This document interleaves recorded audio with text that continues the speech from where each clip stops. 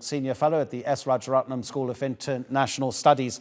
James, thank you so much for your time.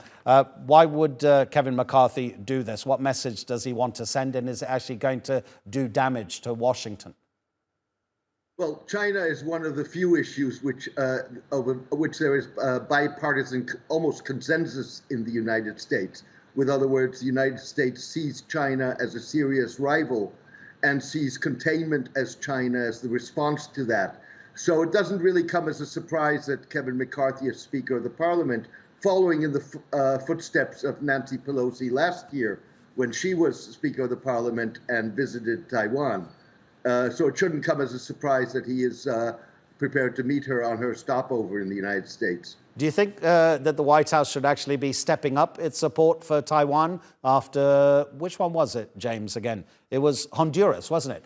Honduras broke off relations with Taiwan, has now established them with China. And Guatemala, a few days ago, Tsai Ing-wen was standing there, and Guatemala said, we only recognize one China, and that's Taiwan. Should the Americans be going more in the Guatemalan direction? Well, I think the problem is this. The Americans are, in a sense, caught in a dichotomy. They adopted the one China policy back in the 1970s when then President Richard Nixon visited China. Now, to be clear, it's a policy. It never was, and it was a policy that was articulated in a statement. It never was anchored into U.S. law or sanctioned by the U.S. Congress as such. So at any given moment, and that is, of course, the fear of the Chinese, at any given moment, much like with the Iranian nuclear agreement, the United States could walk away from that. What we've seen in recent years, and certainly in the most recently, is increased U.S. support for Taiwan.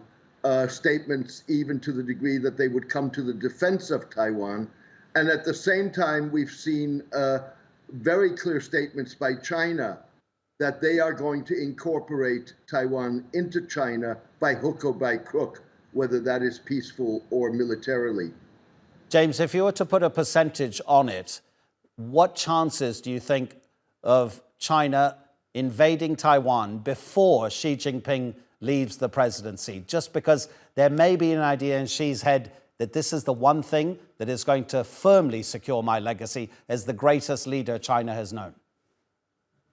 There's no doubt that if he were to succeed in incorporating Taiwan into China, that would significantly strengthen his legacy. I'm not going to go put a percentage on this. There's been a lot of speculation that Xi Jinping wants to have this accomplished by 2027. He has turned up the rhetoric. He has been very clear that he will not exclude military means to incorporate Taiwan. So clearly that is high up on his agenda. Now, I don't think that he wants an armed confrontation with the United States, but I think that increasingly he is taking that as a possibility into his calculations.